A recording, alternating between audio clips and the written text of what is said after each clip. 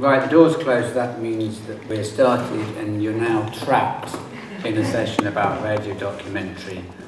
We did a very successful session last year trying to elevate radio documentary from the idea of it's what you do when your career's in ruins and you decide to, or your camera's lost and you decide to make radio. And we decided that was so successful that we would do another panel. And just to start off, it'd be interesting to know for our point. My name's Jeremy Hardy. I work a lot on Radio 4, and therefore it's marvellous to see so many young people in the audience because a harsh frost goes to our listeners like a knife through butter. So it's quite exciting to see so many young faces. Just to start with, how many people here are familiar with radio documentary? Okay, so a lot of people. So people have listened to Jarvis Cocker's Wireless Nights. Anyone? We played a couple there. We played a whole half hour last year in our session and forced the audience to listen, and which was great. And we've got quite a lot of clips today. How many people have listened to Don't Log Off? Nobody. What about, oh, one there. Okay. What about on Radio 1, 1 Extra, Radio 2, Radio 3? Any of that stuff? Okay, a few. American stuff. We will be talking about Radio Lab, 99% Invisible, American Life. Yeah, quite a few people familiar with that. Well, everyone on this panel is involved in challenging and playing with the form of radio documentaries in some way, whether that's through presentation, surprising approach to formats and subject matter, or an engagement with how radio can be more visible, which is perhaps a bit defeatist, but a recognition of the fact that people do often want to see some stuff and are accessing radio on phones and tablets and computers rather than just on the wireless, which it used to be when they were making the tea or driving. So we will be addressing how you incorporate the visual. We've got two independent producers, Kathy Fitzgerald from Rocket House and Russell Finch from Something Else. Two BBC commissioning editors. We've got Tony Phillips from BBC World Service and Radio 4 Arts Features, and Piers Bradford from Radio 1 and Radio 1 Extra. Now, before we kick off, as I said, we have got some very nice clips for you. The first one is a Radio 4 documentary about William Burrows, and it's presented by Iggy Pop. And some people might have heard Iggy's programme on 6 Music on Sunday afternoons in what was the Jarvis slot. And he's a fantastic broadcaster with a very wonderful voice. So it was decided that he should present this documentary about William Burrows. And according to the producer, Iggy recorded it shirtless, sitting on a throne covered in skulls, surrounded by pictures of himself. And it's interesting because it pulls back the curtain on the interaction between producers and presenters, and you can see that to some extent Iggy Pop is actually rather disengaged from the whole process. And his contribution was recorded. It was a 1-hour documentary, and it took 4 hours over 2 days to record him. But it's just a couple of minutes, and we hear Iggy and the producer, Colin McNulty, from Whistledown Productions. So let's listen to the clip from Burrows at 100. Nobody seems to ask the question what words actually are and exactly their relationship to the human nervous system. A warning, the following program contains references to homosexuality, drug use, sex with aliens, violence, and kitty cats. What did you expect?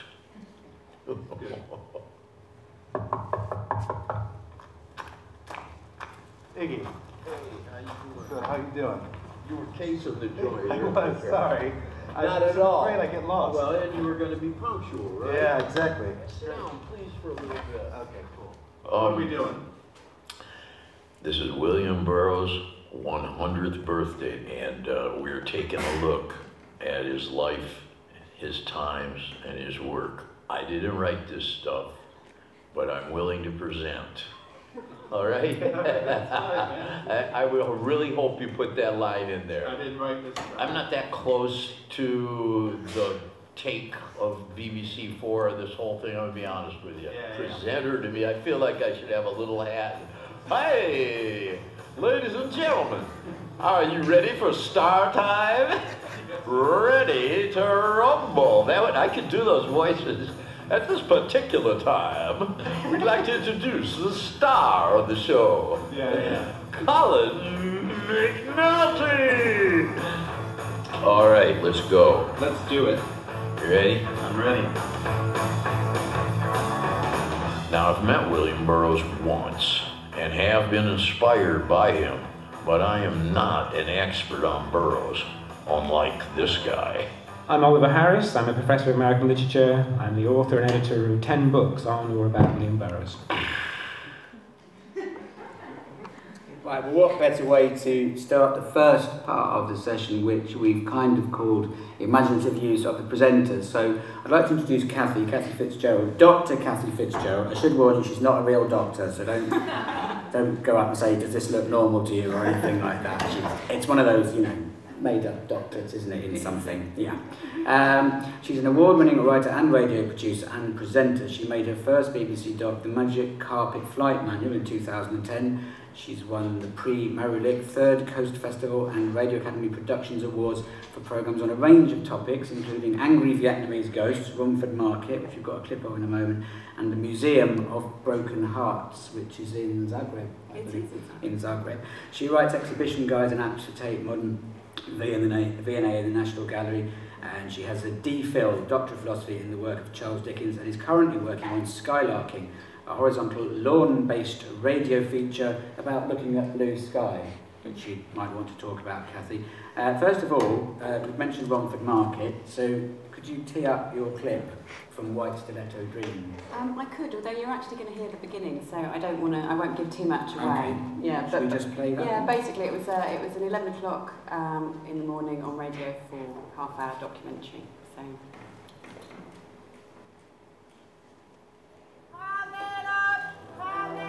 Come on in, girls.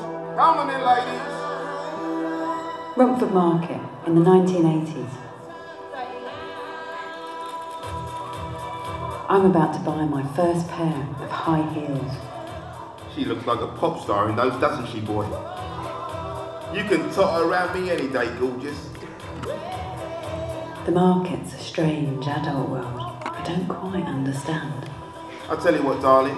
They're a tenner, but first sale of the day, 8 quid to you, beautiful. But I know I like it.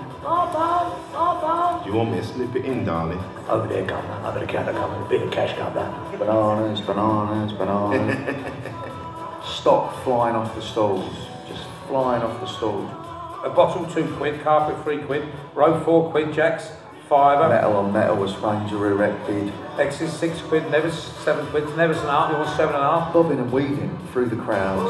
TH 8 quid, pocket N 10. Just have bottles of champagne down here. And on a Saturday, it wasn't unusual for them to take £50,000.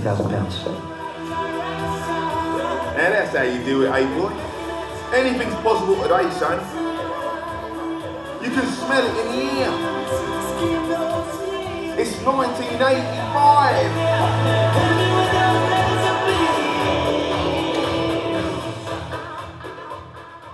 £1.30, darling. Anything else? Cherries are £1.20 a pound. Well, it was. But now it's nearly 30 years later.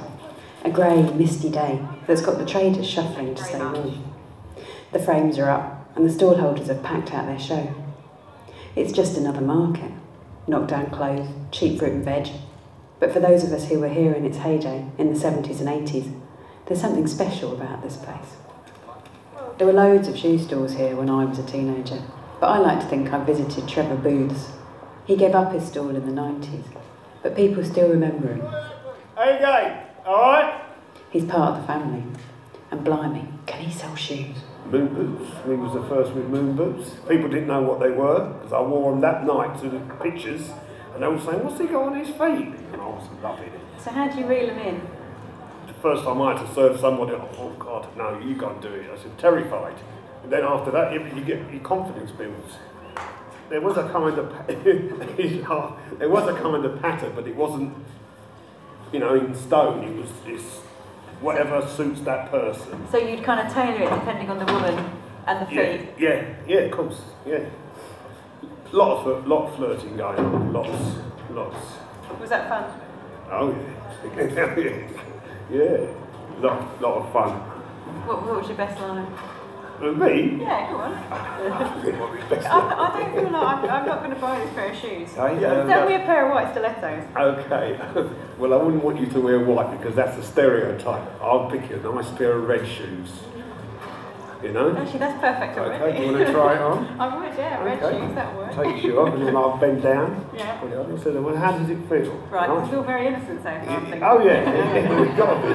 You can't come full on to people. Then you say, have a walk. So I walk up and down. That's it. Come back, yeah. It's good, it's good. You've got a good pair of legs there. You should use your wrist and it does more often. You know, and it goes on from there, lots of stuff. It all depends on the person. Yeah. And if I like them as well. Yeah, and what's coming back? You're very friendly, which is, you know, makes you vulnerable. Why's that? Because it does. Women usually have a guard to protect them. And you have to come through that, make them laugh or something before you can start getting through that layer. And then obviously looking in the eyes. You know, you don't look away. You look. If I look at you, you stay looking back. I'm hypnotised, Trevor. Rubbish. You're like the woman whisperer. She'd be good to go out for a drink with, wouldn't she?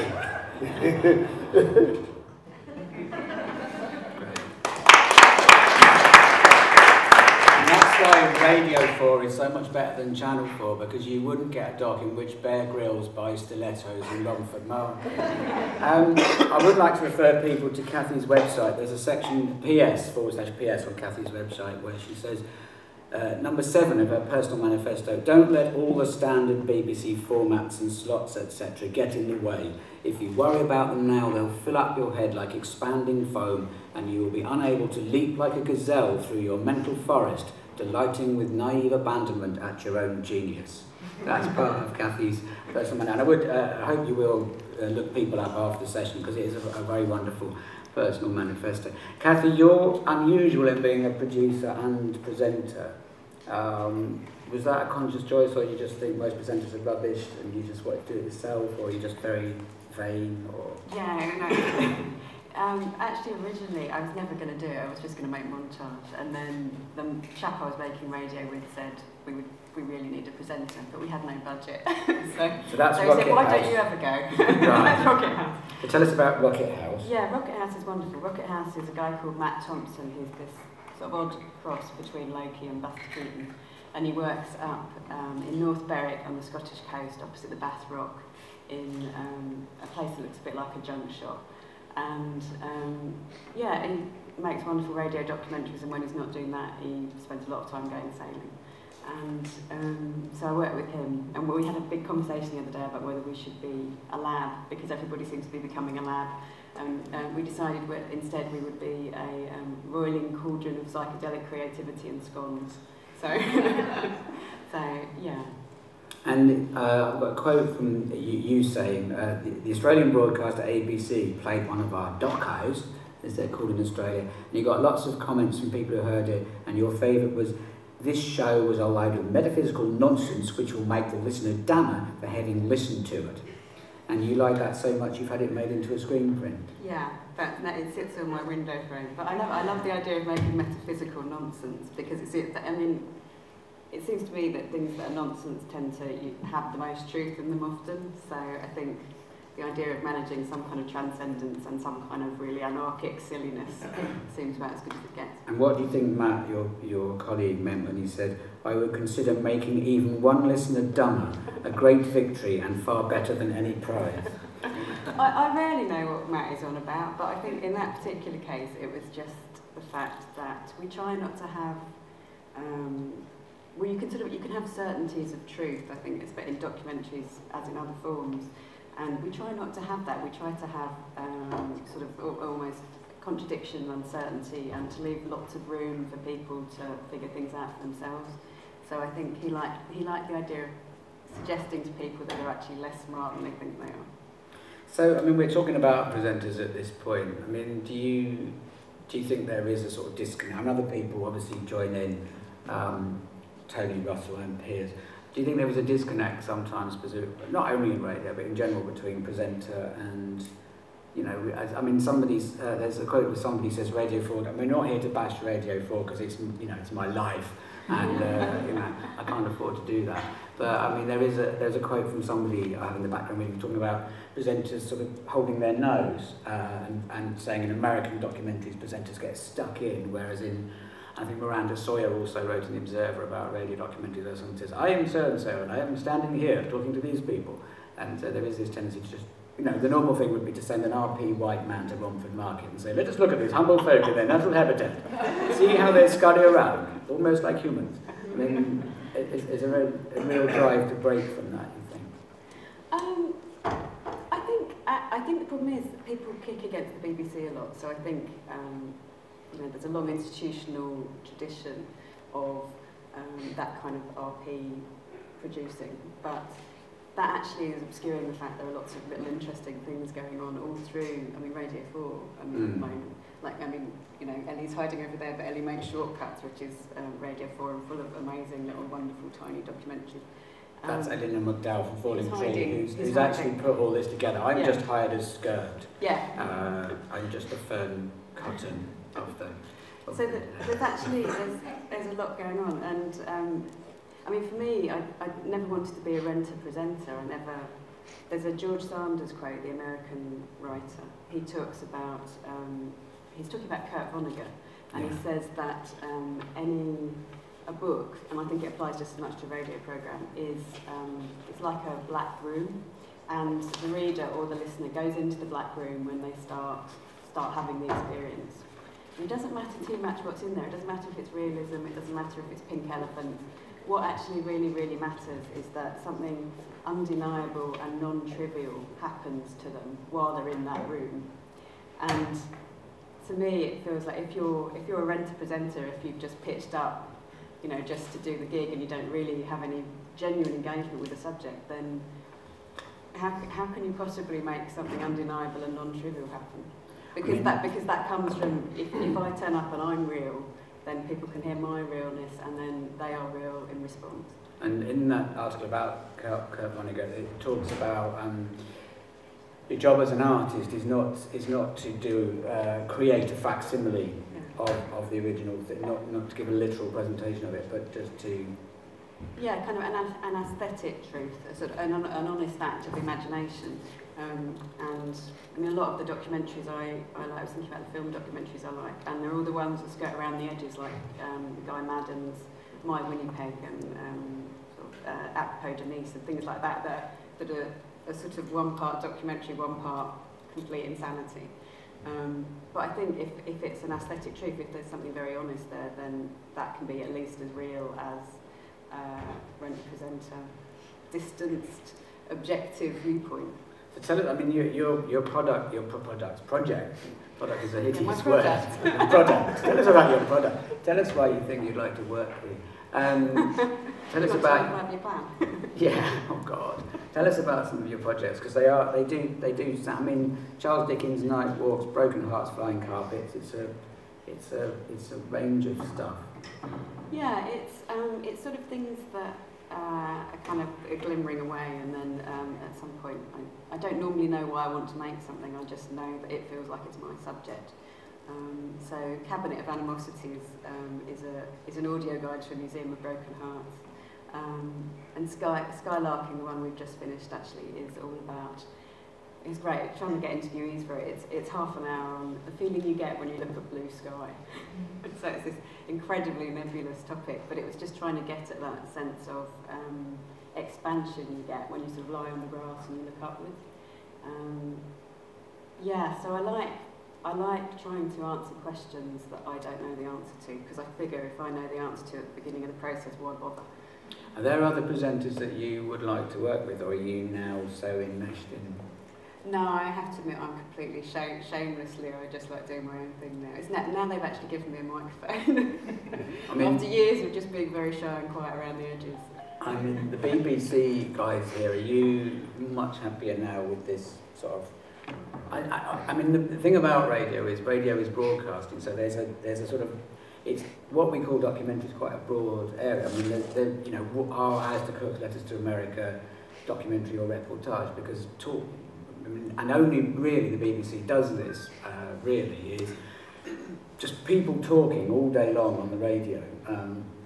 And sometimes it's the shape of a documentary, and sometimes it is just a bloke standing around with a microphone and it's reporters, and some of the correspondence stuff is brilliant. But are you more excited about much more authored, much more personality-led? Well, I certainly am for a lot of the commissions that I'm responsible for at Radio 4, which is in fact, it's all of the arts programmes. But the mainstay of my commission is all the documentaries, the arts documentaries. And they tend to go out at about 11:30 in the morning, just after a general factual documentary. So what you tend to get for the listener, historically you would get a general factual documentary at 11, which is very much led by an authoritative figure, an expert, an academic, a politician perhaps. And what used to happen at 11:30 when the arts documentaries would come on, you'd get an arts documentary led by an academic, an authority figure or a politician. So I've moved this a little bit. I'm still in the process of moving this to where the arts features are led a lot more by the artist. So if it's about poetry, I would try and get a poet to kind of immerse themselves in that story and take the listener through it that way. Therefore giving it a different kind of authority, and therefore I think it will give the programme itself a different tone, and therefore it should give the audience a different experience. And some of this, I mean, the Americans are very sort of critical of the BBC. Radio, Jad Abumrad, one of those names, from Radiolab, says why his podcast is more sonically adventurous than the BBC's output. He says, this isn't a BBC-style presentation in which we're engaged. We're not standing at a podium or across the street from the action. And it's he who talks about holding our nose. We're right in the thick of it, and we don't know the answers. Now that sounds a rather hubristic statement, but is that a challenge to us or to the BBC or do you think that's just American brashness? Well, I think a lot of it is there's so much stuff on the BBC. I think the BBC, its reputation kind of precedes it, and I think one of the challenges that all of us face, whether we're working at the BBC or for the BBC, is to try and it's an honest challenge, and it's a shortfall as well. We have to get out to the audience the range of stuff that we do. We do a tremendous amount of stuff that actually bucks that. You know, I think it's slightly outmoded, and I think there's some truth, but I don't think it's actually the truth about the range of stuff and the way we do stuff. There's an awful lot of material out there that contradicts that. I mean, I think that might have been true maybe 10 years ago, and I think, you know, so BBC often gets beaten up, why do you like the Americans? And it's a bit like, you know, people saying, oh, The Wire, isn't that amazing? Or, you know, talking about the American sort of serials that everyone watches, and why can't the BBC be like that? It's kind of the same period as that, it's like 10 years ago.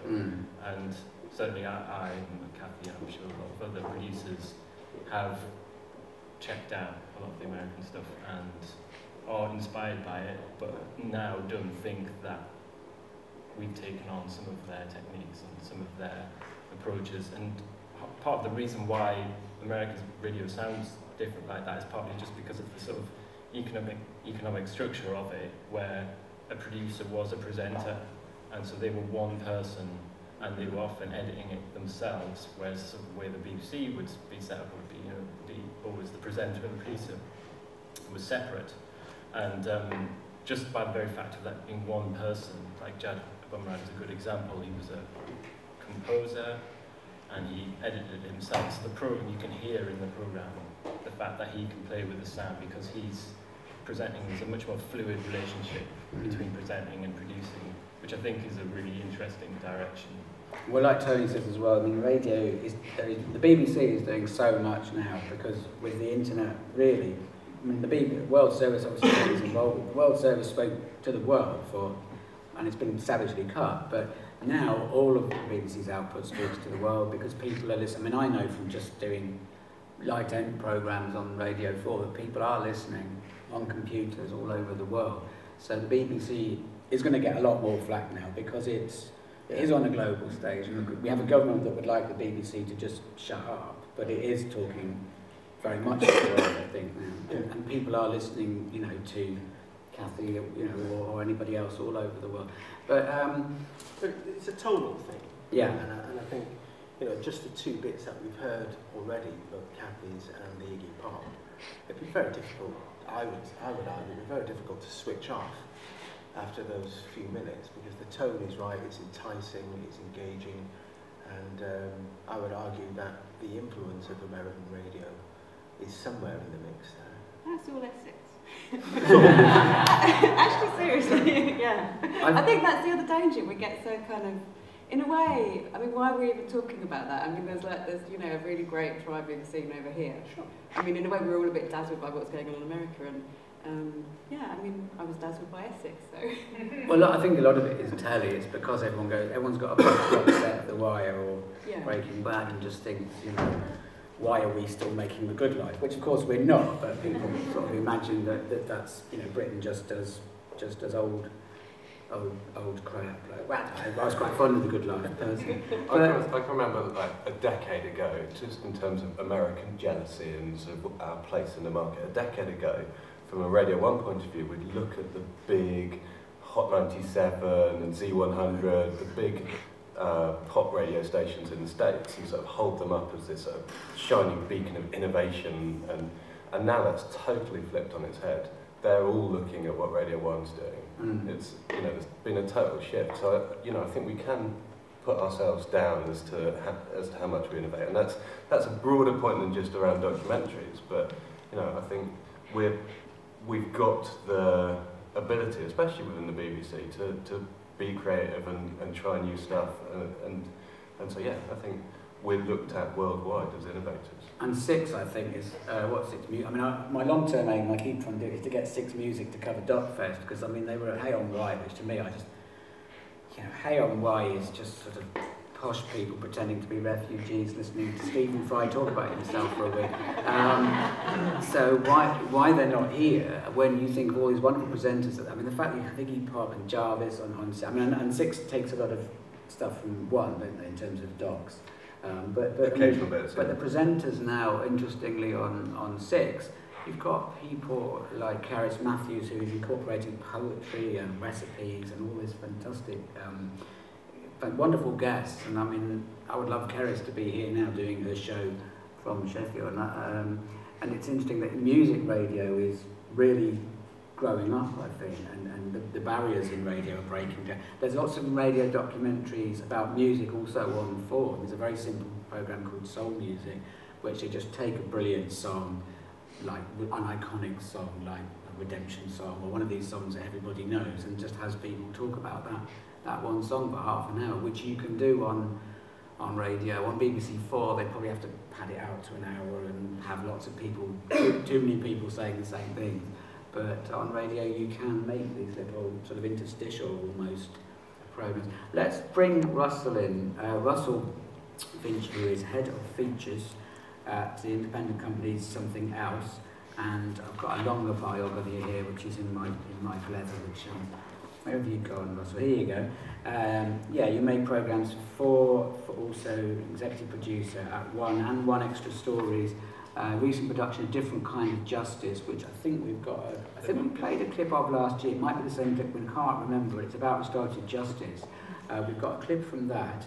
I don't know if that's the one we've got first. We've got another one from Dreaming the City, which is part factual, part fiction. I don't know which one you'd like to play. We can do the Dreaming the City, because I mean this is about new sounds and radio documentary. So this one's sort of the sort of thing which I'm trying to sort of play with the form a bit.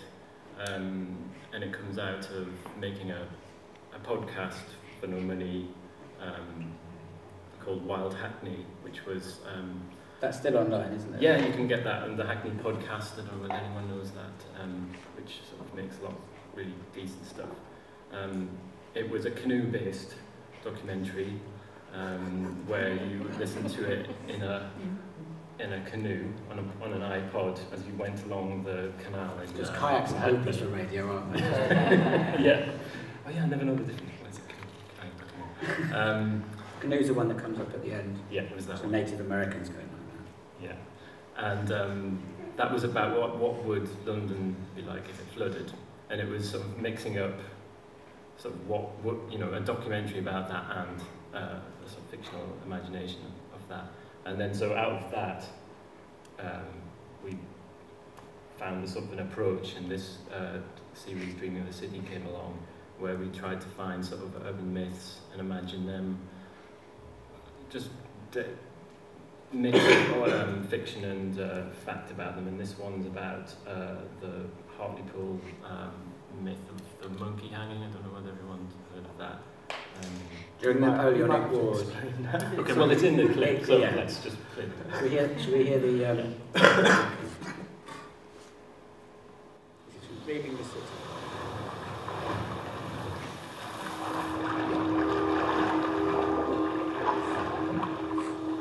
The town, they call it, as if it's the only one, turning its back on England, staring out at the wild North Sea. The town, a knot of crooked, crowded streets beneath a ghostly moon. And in the movie of my mind, the town's a turbulent sea shanty. Storms, shipwrecks, strange cargo spat out from the stormy deep. From the time of the Napoleonic Wars comes a bizarre story which, however unlikely, sticks to the town like glue. The fairy creature was washed up. One stormy night, two fishermen came across a monkey that had been washed ashore from a shipwreck. On a bit of wood. Confused by its gibbering, they took it for a Frenchman. They took it for prisoner. They declared it a spy. Tried it. And there and then, they hanged it. People are wicked, aren't A tall tale that hangs like a noose round the place's neck. A story that tells you everything you need to know about small towns and strangers. Small towns and the vast unknown beyond them. Well, that's the question, isn't it? Who hung the monkey, Earl? Well, I'm afraid we did.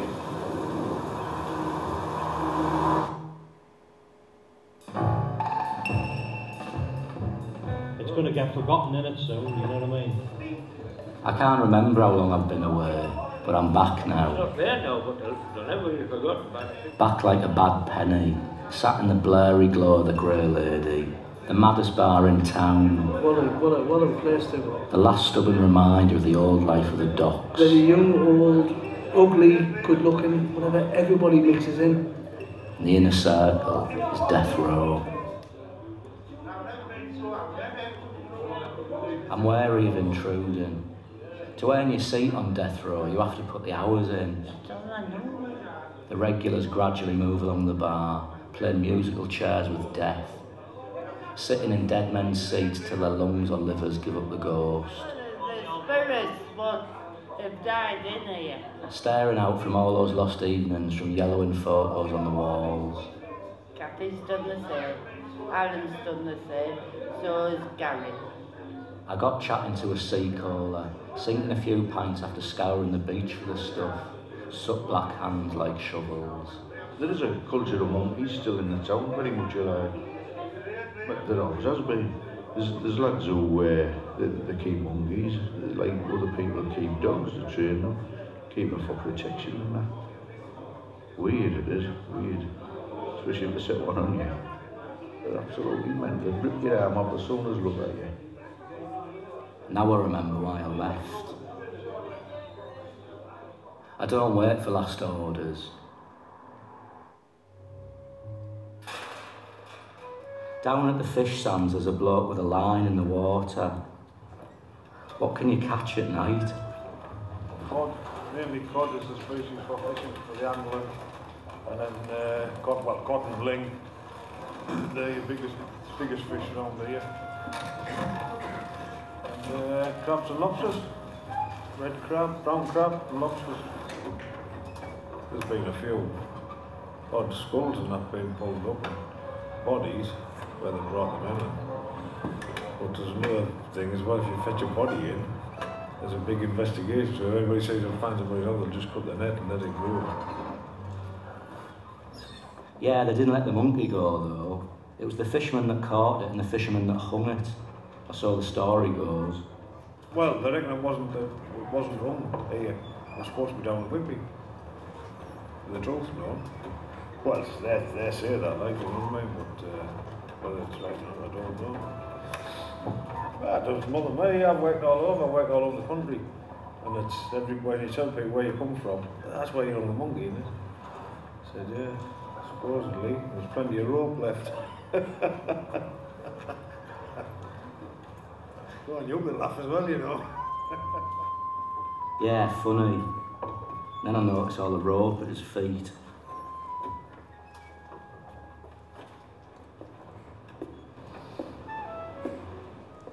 So if you ever do go to Hartlepool and think it's an opening conversational gambit about them hanging the monkey, it doesn't go down that well. They have got a lot of rope left. This is interesting because we're now talking about combining a fiction writer, Michael Smith, who's your presenter. He's not the interviewer. It's an overlay of kind of fiction, and Kathy, you're also involved in fiction. So yeah, the process is that he came up with a story, then we went and interviewed people that might be in that story. So his story was he returns to Hartlepool, and there's this sort of guilt about the monkey, and he hates the story. And we interview people as if he's talking to them, and then send him like a rough cut, and then he wrote a story around the interviews. So it was like a way of, because I really think like radio drama could be amazing, but often isn't. And personally, I don't know how to work with actors. I'm sort of documentary maker, so I wanted to sort of try and make something with documentary footage, but a fictional story. So that's why that bit where the guy was just in a pub and drunk and saying that monkeys are like, like keep them as pets and stuff. It's just total. Yeah, I'm just wondering whether they did. No, people don't keep monkeys as pets. No, I didn't think they did attack monkeys.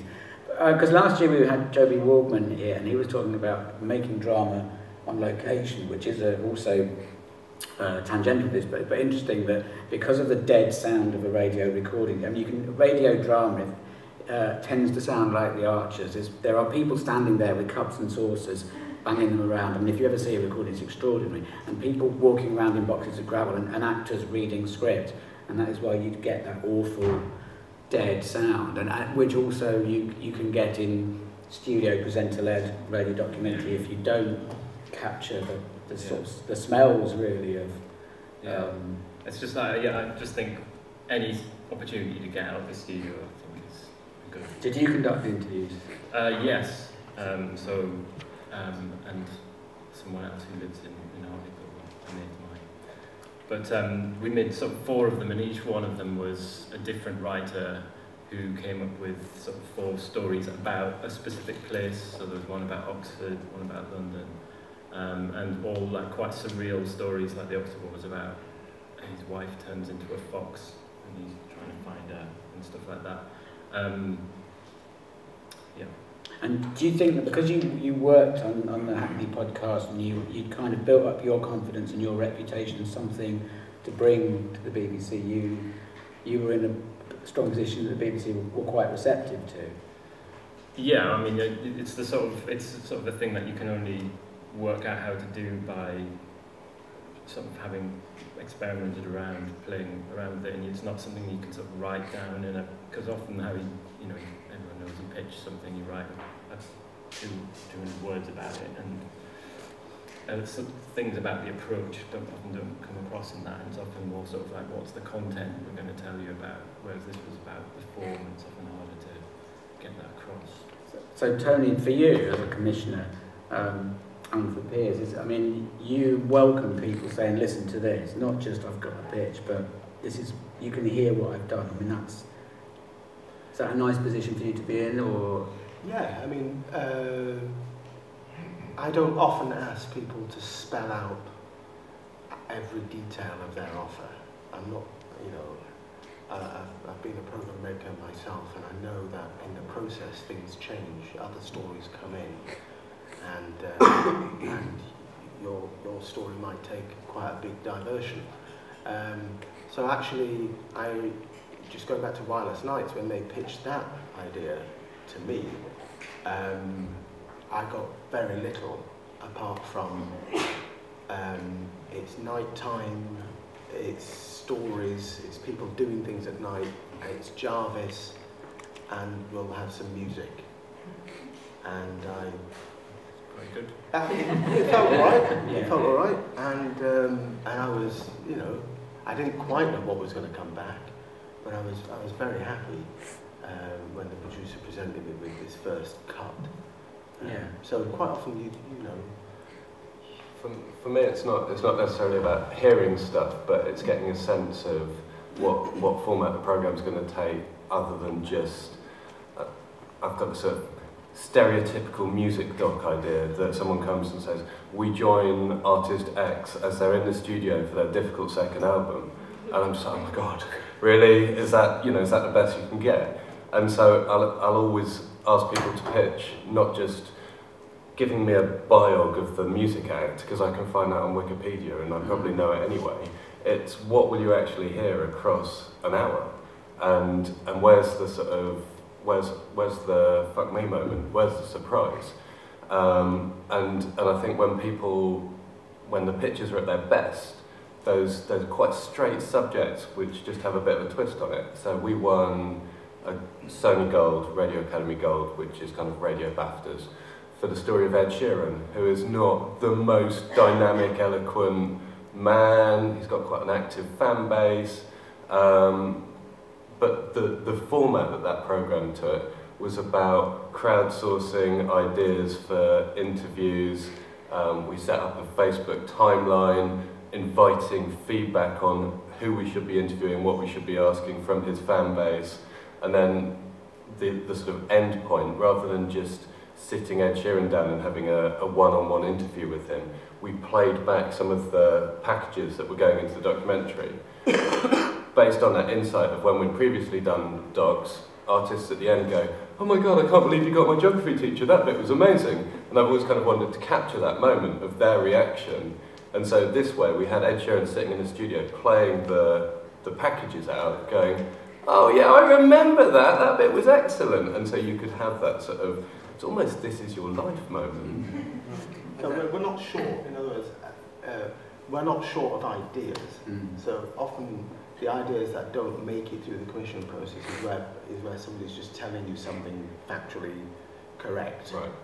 And therefore, can we make a documentary about that? But actually what we're after is, how are you going to tell that story? And that's often the bit that we're trying to tease out. I'd like to talk a couple. You'll come back in. Come back in. I was just going to say, actually, I really like the fuck me moment, the surprise thing, because I was sort of thinking that actually, when you're making something, it is a bit like, you know, when you're falling in love with someone, actually the thing you're looking for is you're waiting to be surprised, and it's when you're surprised that you think, oh, go on then, you're more than I thought, you know, why not? And actually, that somehow the documentaries should be like that. There should be that moment when they're suddenly more and bigger than you expect them to be, and then you're sort of jolted out of autopilot, and you're genuinely engaged.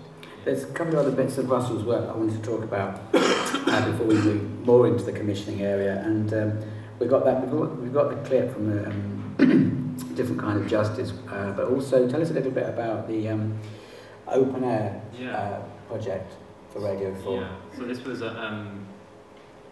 one of the things that I quite want to do, because I don't really present anything myself, but I want to get away from that sort of when to present, I think, like Kathy was saying, it's open up radio to other creative people as much as I can. So with the Dreaming the City, it was like writers, and with open air, it was artists who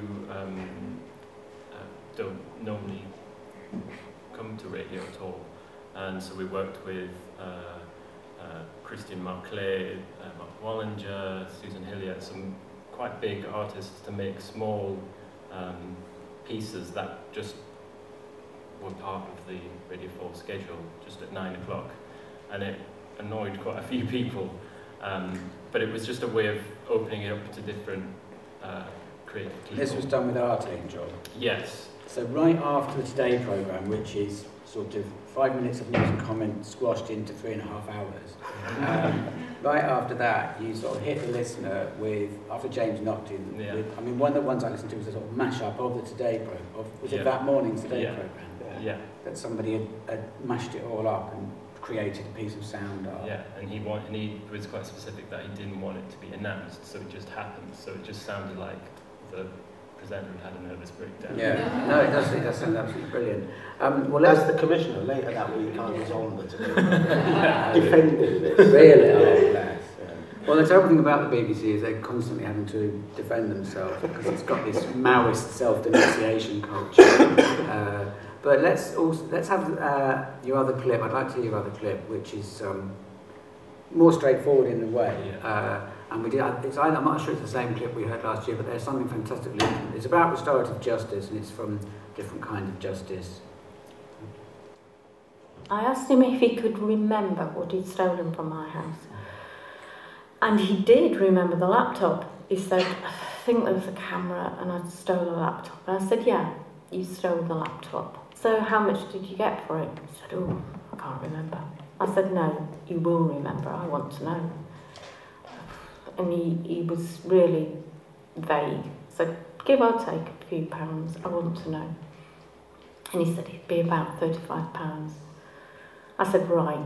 And that's when I got really, I laid into him. I said, so £35, I said, let me tell you what that £35 means to me. I cannot replace, no matter how hard I work, I can't replace those memories. I told him then about the laptop, why it meant so much to me, and that I'd just buried my daughter, and you just saw him well. Because I don't know if you know, my daughter, 21-year-old daughter, was killed 3 weeks ago.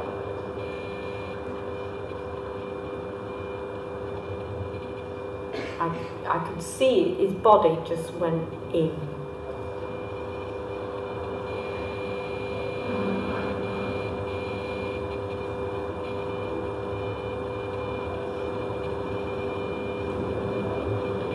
But it's not just a laptop for 50 quid.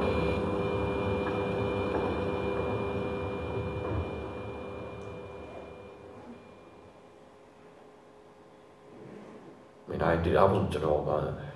But she said, prior to that, my daughter would have forgiven you, and that's why I'm going to forgive you, in a sense. Well, he just sank, and he cried, and obviously by this time I was upset, I was angry, so it was a very emotional sort of 10 minutes. Felt like a whack in the stomach, it did. Yeah, it did. I didn't realise that, you know, this woman who's Alzheimer's, she's been through all this problem, and I just made the situation worse. To my own selfishness, being a drug user and thinking you can break into people's property when you can't. It was such a shock, it really was. I hope you don't mind me saying this, but it's a hell of a thing to be burdened with, isn't it? I mean, you've done wrong, right? You burgled a house. But to suddenly have the death of a daughter, you know, and the photographs of Jessica were on that laptop, weren't they? Yeah, I didn't know that, you see, obviously. How were you to know? Yeah. That must have been a hell of a thing for you to bear. It was. Had you ever had anything like that before? But how did you deal with that? I don't know, it was... I kind of went into a... Because I was working full-time as a cleaner on a psychiatric unit as well. In the prison? In the prison, so it kind of like... having to deal with the daily work as well as thinking about everything I'd gone through, you know what I mean? It was hard. It was really hard.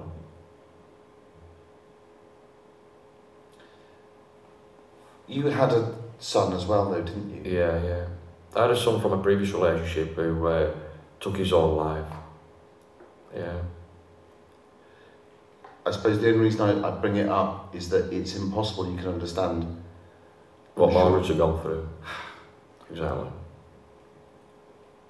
Yeah, exactly.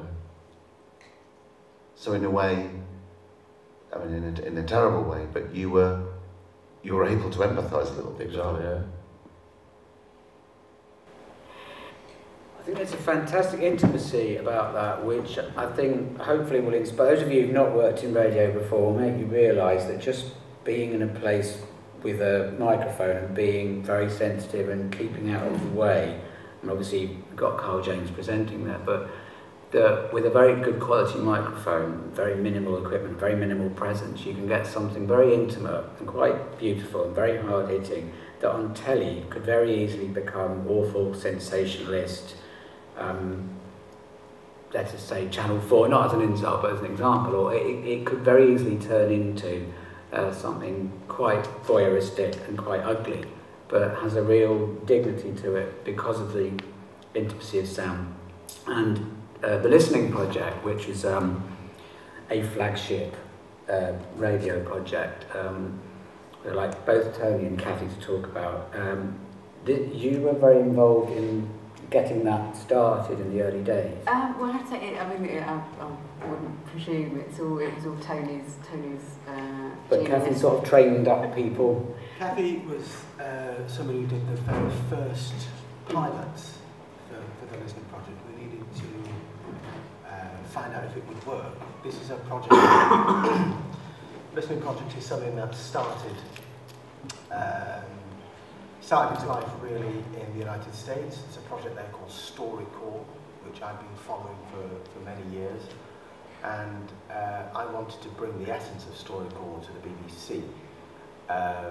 But of course, in trying to get support for the idea around the BBC, I knew I needed to play British conversations. I needed to find people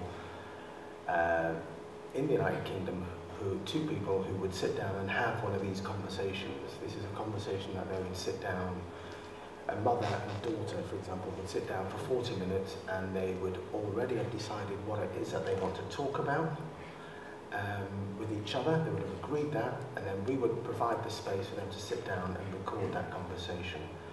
And I knew that in order to get the right support around the BBC, around local radio, around the nations, around management, I needed to have some British stories. And so I asked Kathy to do the first pilots. And I asked Kathy specifically because, as Jeremy was saying, it's quite a difficult thing to do this, to get that level of intimacy just with a microphone, and for the producer to be bold enough and confident enough to step out of the way. It kind of works against most of our training, if you see what I mean. Our training as producers and journalists is to kind of be in there asking the question. But this is a kind of the opposite of that, where you want the conversation to happen with these people. So you taught people to be invisible while recording? No, I think more I was just invisible while recording. So invisibility was my skill. So you would literally hide? There was an element, yeah. I mean, when you're I was interviewing a mother and a daughter who wanted to talk about the fact that the mother had decided to go to Dignitas, and they'd never had the conversation. You know, they'd never actually talked about it. They'd waited so they could talk about it for 40 minutes on tape while I was there. So the preciousness of that, I was just really aware that it would be very easy for me to disrupt that, incredibly easy for me to disrupt that, just by being a presence. So we actually we recorded in the bedroom, we shut the curtains, and I'd actually worn black, and I just sat at the end of the bed and just got out of the way and just tried to get them to forget that I was even there. And what other kind of locations did you try to avoid bringing people into studios? Or then radio vans? Or? No, actually we use studios a lot, but actually what the producers have learned to do is to create a different atmosphere within the studio. So some of the producers have gone as far as to get a nice tablecloth and change the lighting, and there's always an obligatory box of tissues because often these are quite emotional conversations. So producers have worked incredibly hard to just recreate the space And actually, it's working very well now. We've been doing it for about 2 years. And I think the most important thing is that if people have agreed that this is what they want to talk about, they will almost talk about it anywhere because it's something that they really want to do. So yes, but we, you know, occasionally we're still going out to homes and to schools, various places. And Kathy turned it into a symphony with the use of an orchestra. Yeah, which was again Tony's idea. Yeah, we're at the BBC Philharmonic, and I put together half an hour of audio from about 70 different interviews, and then we wanted to celebrate this in another way. So we well, let's have a symphony. We've got an orchestra. We had an orchestra. We still got an orchestra in Salford, and the orchestra manager got to hear the listening project and loved it. And I just happened to ask him if we could borrow his orchestra for a couple of days to do this. We got a composer to write an original piece of music to go with Kathy's narrative, and then the orchestra did a live performance for us. I was going to say, actually, the best thing to do was that a lot of people who'd had the conversations came to the event, and they sort of sat in the front row, and they all came up afterwards and one of them just said, they were just blown away. I mean, there was a guy who said to us, you know, I've never heard an orchestra, and now I'm part of one. I mean, just the people who didn't particularly listen to Radio 4, they didn't have access to the sort of cultural stuff necessarily, and yet here they were completely involved in it and actually the centre of it. I mean, what's behind all this for me, Jeremy, is the fact that the Listening Project offers Radio 4, other bits of radio as well, an opportunity, I think, to recalibrate our relationship with the audience. And this might seem very obvious, this might seem simplistic, but it's very important for me, from the background that I'm coming from, that we engage with an audience and learn from an audience as much as just to broadcast to them. That's not to say that we get rid of everything and just hand it over, but I think we must find much more meaningful ways of learning from and being inspired by people who listen to us. I think I was going to ask if you're conscious of there being a BBC sound, but I think we've already kind of destroyed that myth quite successfully. I mean, the level of cooperation that's existing between independents and the BBC, and the interaction and the learning process and the openness. Let's bring Piers in, because we've been talking about, I mean, Tony's going to come, we're going to make an announcement about the World Service in a bit, but we've been talking very much about Radio 4, but of course, it's not just Radio 4. I mean, talk, Piers, about what's happening on One and One Extra. Sure. So one of the things I'm always proudest to say is that we have a weekly hour-long documentary on Radio 1, which often makes people's jaws drop. And they go, you've got documentaries on Radio 1? And you'll sort of see it when the radio reviewers write a nice piece about the slot, when they go, there are actually documentaries on Radio 1. And so I'm always looking for opportunities to kind of shout about it and celebrate that once a week we do docs, and they're not just pop music docs. I obviously gave the Ed Sheeran example earlier, but we tackle really hard-hitting issues that are relevant to our young audience and hopefully connect to our young audience. So everything from domestic violence in teen relationships to suicide. It's the biggest killer of men in our target demographic is suicide, which is a devastating statistic. To inappropriate pupil-teacher relationships, and then kind of zeitgeisty stuff as well, just trying to tap into what's most relevant to a young audience. And the other challenge we have is making sure that Radio 1, One Extra, plays a part in the lives of our young listeners, because it's not really news to anyone. There's a lot of competition out there for their time spent with media brands, and so we're not competing against Capital, KISS, local radio. We're competing against YouTube, Facebook, anywhere that our young audience is going to spend their time. So shall I cue up this clip? Would that be helpful? Right. I mean, it moves us onto the area of the visual, because Yeah. you've chosen a visual clip for us. Yeah, I did have a moment's reflection when I saw in big letters New Sounds and Radio Documentary that I'd submitted a video clip. So well done me. We're basically, we need to play around with the spaces that our audience spend time in. So the concept behind this was an hour-long documentary that would simultaneously go out on 1Extra and also live streamed on our website. I don't think I'd repeat the experiment. The guy trying to edit together a story that made sense visually and on the radio, it was a pretty tough ask. But there are lots of really interesting learns from this. So the doc's called It's Grime Up North. It's about a 1Extra hip-hop DJ, Charlie Sloth, investigating whether there is a hip-hop scene outside of the M25. BBC Radio, 1Extra story.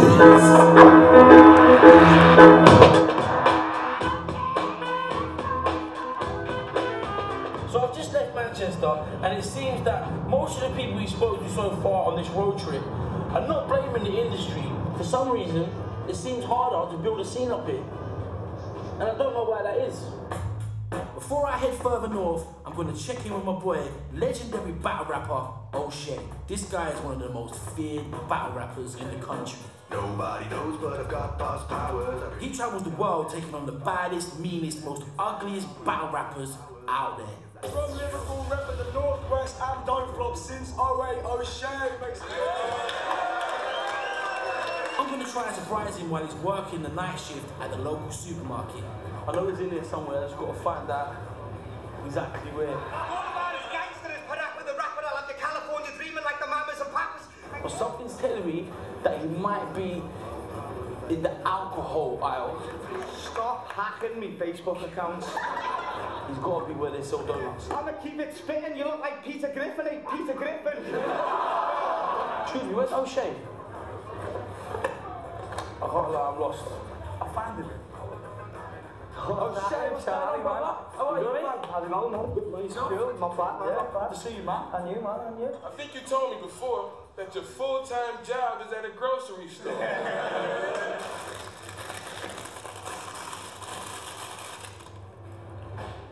This is the best aisle in the shop, this is the curry aisle.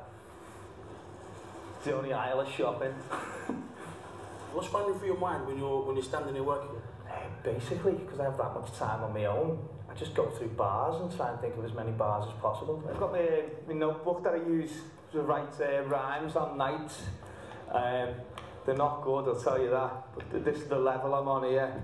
When I was a kid, I didn't used to do homework. I used to go around smashing people's heads in like Goldberg. I do a lot of freestyle stuff where I've just got beats on my headphone and I'll be walking down and just, talk about oxtail soup or mullet suwari soup, and if anything works out and it sounds not too bad, I'll incorporate that into a track or into a battle. I used to work in there, I actually got kicked out of the warehouse because of my health and safety record. That's a song on the album about my health and safety record in the warehouse. It's a decent track,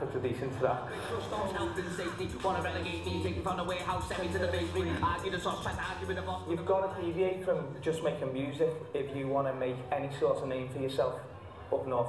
I know people they've started doing podcasts, talking podcasts and radio podcasts because the music isn't getting them where they want to get them. That's what we get for our dinners in here.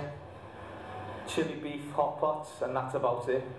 I've had people who've said to me, oh, you're battling, oh, it's pointless. Well, is it pointless? Because I can guarantee if I go around the country, more people will know me than they know you. We all know Frank Stax is a wanker. Why? He's come dressed as the world's most confused Black Panther.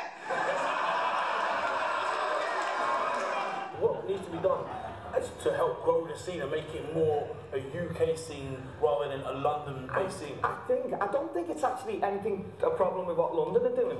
I personally think it's a problem with our own radio stations. I think they just associate the whole of Liverpool with bands. I think we need more help from our own society more than we do from London. If the local radio stations started playing our music, then we could grow from within. But it just doesn't happen because they're just not interested. Wow. Which is a shame. Wow. You fancy doing some bars for us quickly outside? Yeah, of course, yeah. Can we do it a minute? Yeah?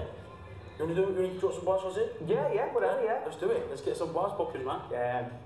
Let's not forever scouse like a run-down boarded up dilapidated terraced house. So the media would have you believing that we all carry weapons round, but they'd be feeding your lies because they need to disguise problems in their own backyard. Have a go at us and seem surprised if we have a go back hard. The city's stuck in my heart like Goodison Park. I love it like revealing what is under a bra or sitting in the willow back getting drunk at the bar. I've been dealt an excellent hand, I'm scouse and boss, plus I'm a fucking Everton fan. Cheers. That was wicked, man. I love it. Good to see you, bro. And you, man. I'll see you in the battle, bro. Therefore, man. Wicked, brother.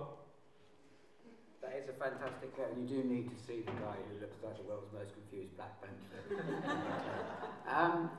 One of the areas I want to talk about, there's an article in Dig, which is why does audio never go viral? And the American, I think, Nate DeMeo, radio and podcast producer, says audio never goes viral. If you posted the most incredible story, literally the most incredible story that has ever been told since people have had the ability to tell stories, it will never ever get as many hits as a video of a cat with a moustache. I mean, we talked about how the digital age is helping push radio out into the world, but do you think also there is a lot of pressure now to make it visual for that reason? Absolutely. So if you think about the clip that we've just seen, what we used was all of the freestyles from the different artists that participated in the programme. We put as little standalone 4-minute freestyles on our YouTube channel, and freestyles do brilliant business for us anyway, you know, up to 1 million hits on YouTube. And so those little nuggets of content are shareable between our target audience, so they kind of they start building the hype towards a radio program. I think in terms of whether everything needs to be visualized, though, no, it doesn't. You just need to use it in clever ways, and it's going back to, you know, my original point of saying, where are our audience, those non-radio listeners at the moment? Where are they spending their time? And it is on YouTube. And I think that idea of why aren't there viral audio clips? Well, because most things that go viral live on YouTube. Yeah. One of our most successful interviews, which I think is also mentioned in that article you referred to, the Mila Kunis Chris Stark interview, yeah. That is a brilliant piece of audio. It's a sort of almost Hugh Grant-esque first interview at a junket with Hollywood superstar Mila Kunis, and he's kind of blundering around in a useless British way going, oh, I've never done this before, am I doing okay? And she kind of plays along with it, and it wasn't a setup, I mean, it's the authenticity that works. But that's a fantastic bit of radio and did great business for us, played out on the radio station. But once you add the video, it's almost, our audience have that expectation of being able to see something at the same time. Yeah. And so then it becomes massively viral and that interview got 12 million hits on... 12 million and rising still, yeah. Still rising. So, I mean, and you're the person responsible for interacting with all the independents. Yeah. At One and One Extra. Yeah. And is that, I mean, do you find that that's helping to shake up Radio 1 or... I mean, we'll basically take inspiration from anywhere at the moment because we need to be thinking about what does radio look like on a mobile phone. That's at its most simple. Our audience do not buy radios. I'm forever sort of sitting around with interns or sort of school tours or whatever it might be to make sure that we're getting the most authentic voice from young people. And you do that thing of going, right, so hands up who's got a radio in their room? Absolutely no one. Hands up who's got a phone in their pocket? Absolutely everyone. So where does it make sense for our content to live? So we've got to toe that line, if you like, of making sure that the radio is still the key core brand, but it's the bits around it that help build that brand and make it relevant to a young audience that are important. And if those ideas come from independent production companies, fantastic. If they come from in-house, that's all, you know, happy either way. And Radio 1, I mean, your programmes are winning Sony's. This is not pop music fluff, and you've got a whole social action remit as well, which you alluded to. Yeah. So, giving an example, I think at the start of this year, some of the programming that I was most proud of was looking at how to do a mental health social action campaign for young people, and again trying to tie in that horrible stat about suicide that I mentioned earlier. And what it comes down to is trying to think, well, we can't just put the brakes on in the middle of Nick Grimshaw's show and say, right, it's time for the worthy bit, because the audience would leave you. So it's kind of social action by stealth, and it's thinking of clever ways of bringing that message into a form that's comfortable for our presenter to talk about. So it took the angle of happiness, and the fact that you can actively take steps to make yourself happy, and those are very similar to the same steps that you'd take to look after your mental health. And then as supporting content, I commissioned 2 documentaries. Did Dan and Phil, who are Radio 1 presenters, but much better known for being YouTube phenomena,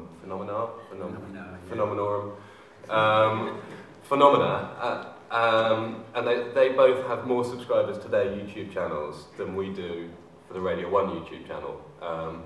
And so we did Dan and Phil's Guide to Happiness, and again, they were looking at themes that a mental health charity would identify as important things for young people to think about, but the approach that they took was kind of, we should try new things because that's a good thing. Let's go to Batsy Cat's home, for example. Russell knows this programme very well, it's a Something Else production.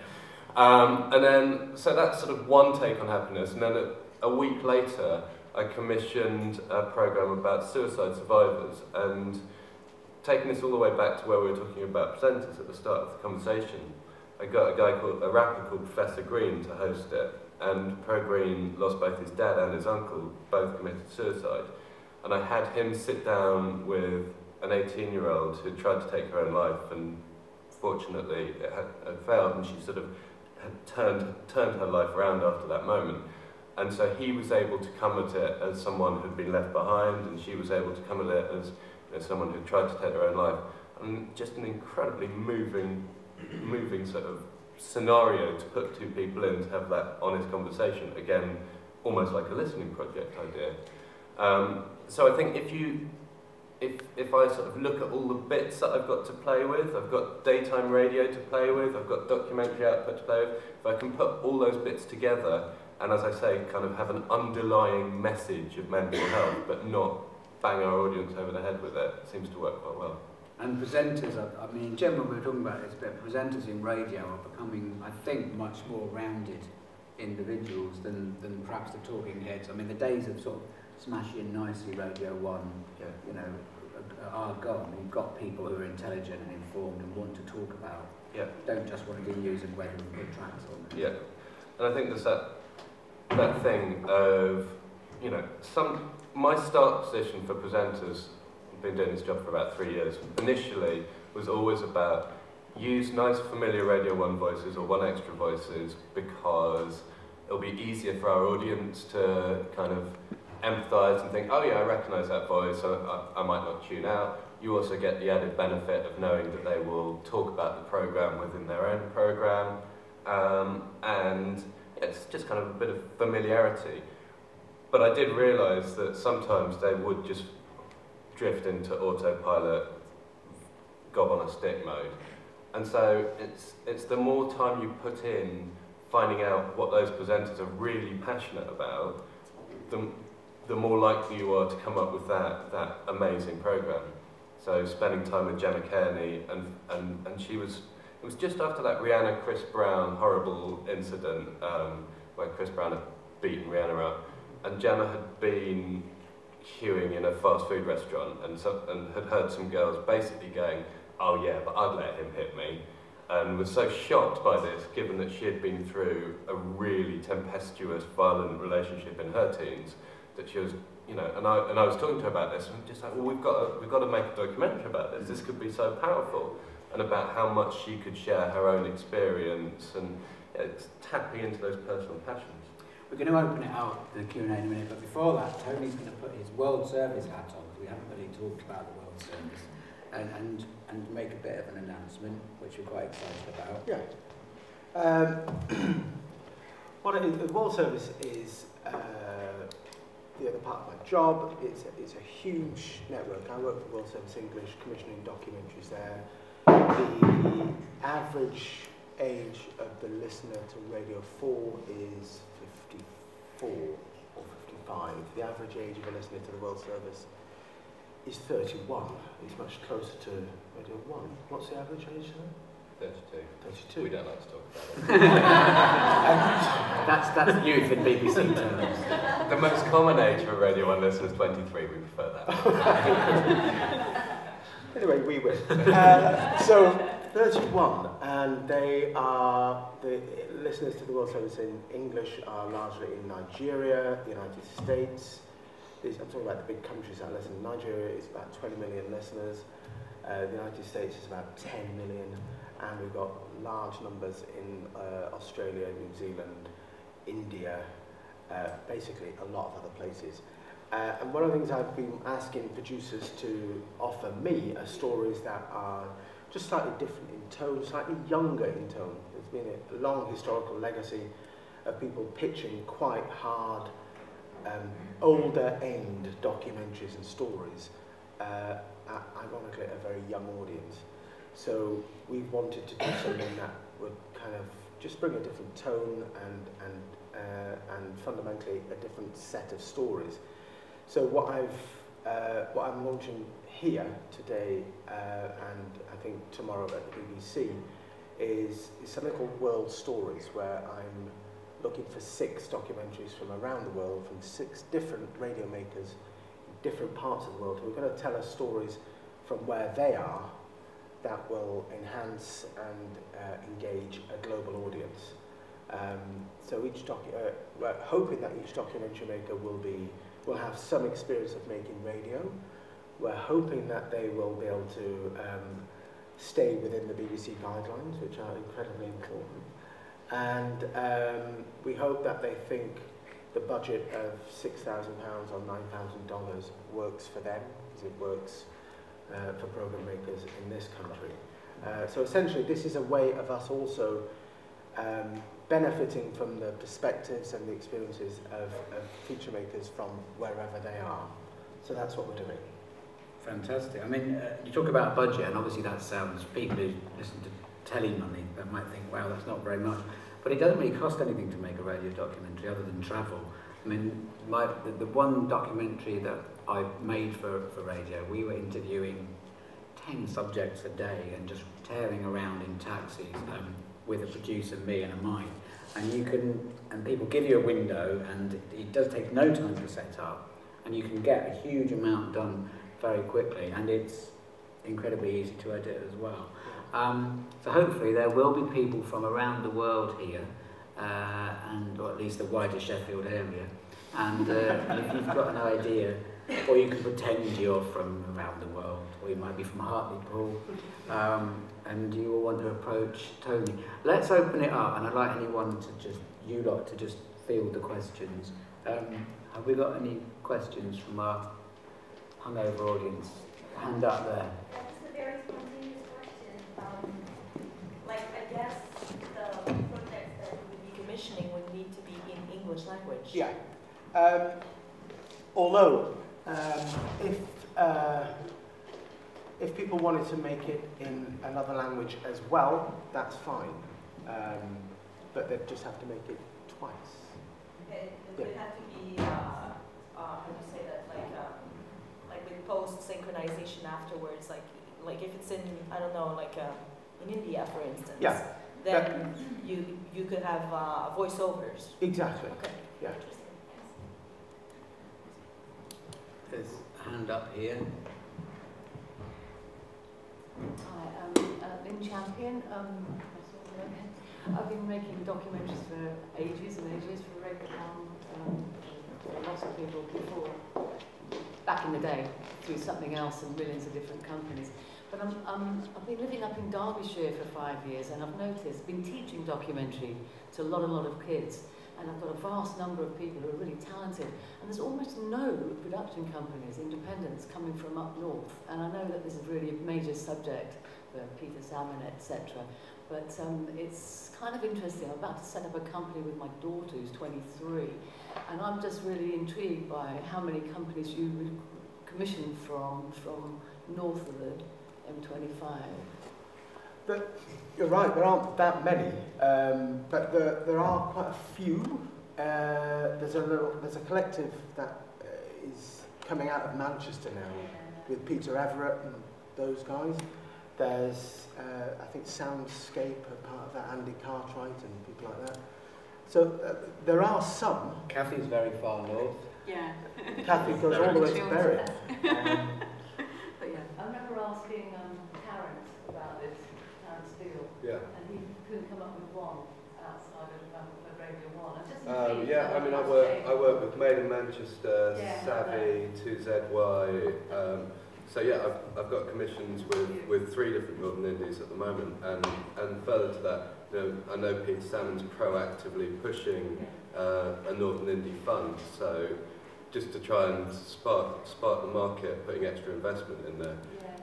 I'll be honest with you, out of the number of docs I commission, which isn't an enormous amount, you know, maybe 40 or 50 in a year, I'm looking for spread of brilliant ideas, subject matter, a split between music and issue-based and zeitgeisty. I probably never have tried to split that into geographical location of indie. It's purely on strength of idea. So many people from my course, I run a journalism and media production course, and I get so many talented, amazing, brilliant people, and there's nowhere for them to go except down to London, maybe a few to Manchester, you know, and I'm just upset. And so, well, I'm not upset, I'm just thinking of setting up something up here, which I think would be useful, and for a lot of people doing degrees in radio, there's lots of MA documentaries around the place. It does strike me that with, you know, I know Peter Salmon's pushed hard on building Salford as a production base, but with his new role looking at the whole of England, what is he now, Head of England? Head of England. I like that job title. Then presumably he'll be looking to build production, you know, similar sort of production bases in the independent sector around. Yeah. And in particular, I mean, he is spending, there's an awful lot of focus now on Birmingham, which is not a million miles away from Derby. I know, I worked for staff training for years and years over in Salford, so I know that that's all moving as well. But it's just the production side of it seems to be a bit London, and I'm from London 30 years, so I'm just intrigued by this, that's all. Well, in fairness, Salford is ridiculously huge. A BBC base there that's bigger than the rest of the north of England put together. Really. So there was another hand up there. Hello. I was just wondering, how much do you worry about people concentrating fully on your documentary when you make it, rather than the kind of second screen, third screen stuff going on? Do you want people to be fully focused on what you're saying, or do you kind of make it in with the issue of, like, you know, Twitter going, maybe the TV on, news or whatever at the same time? It's one for Kathy and Russell. Yeah, I mean, I suppose for me, there's a really nice Kurt Vonnegut quote about how you have to, which I can't remember, but the gist of it is make it for one person, because if you make it for a lot of people, I think he says your story will catch, if you throw it open the window and make it for everyone, your story will catch cold. So just that idea that, yeah, I'm having a conversation with one person, and hopefully it's a conversation that, you know, if you were listening to it on the bus and you kind of just caught a tiny little snippet, you would start, you know, it would haul you in. But yeah, I agree. I'd just make it so that when I'm listening to it, it engages me, really. I don't really think about Twitter and what people are doing. But I mean, with Radio 1 things, with Radio 1's stories, I'm thinking more about keeping sections quite short and going to music just to keep the pace up. I think that's important for Radio 1. I think there are things that Piers and I would have to think about in terms of what could we do to help that particular story to get it out. To make sure that that constituency know that this is coming on that particular platform. That's something that that we as a network would try to help and support with. And certainly, any programme that you're asked to go on the radio now, the researcher says, can you tweet about this? And you're going on it to plug yourself, but you're also given the role of plugging the programme, because broadcasters are very actively trying to recruit an audience. I mean, one of the very inspiring things that Tony says is you've got passionate listeners on the World Service. And also with Radio 4, you've got a lot of basically people in prison listening to the radio. You've got, I mean, Radio 4 docs get listening figures that Channel 4 would absolutely die for. And this idea that we're all very distracted, we're all just kind of on our smartphones and things, or even traditional Radio 4 listeners are driving and making the tea. Actually, people watching telly now are probably more distracted than people watching the radio, because they've just sat down and which is why on Channel 4 every ad break they're telling you what you've just seen and what you're about to see, because people don't watch whole programmes anymore. So in a way, radio is kind of is not as disadvantaged in that way as it used to be. But I think they watch whole programmes when they're really good. When they're really good, yeah. But I think that's take standard. Channel 4. Yeah. But the same for radio. It's kind of, if it's really good, then that's surely got to be what you're aiming at. That nobody's got to have the nerve to switch off because they're kind of. Because you grab them. Well, but you do have to know that people will turn on halfway through as well. I mean, every programme maker has to know that there are people who will have to kind of make sense of this, having only caught 5 minutes. I think we've got time for a couple more questions. There's one there. Hello, Satu from Finland. I'm 22 years old and I'm fascinated that here the World Service has the average age of listening to 31, did you say? 31? What would be the key element to make that more appealing to my age, just younger 20-year-olds? How would we make radio globally more interesting for the 20-year-olds? What do you think is missing from a listener's point of view?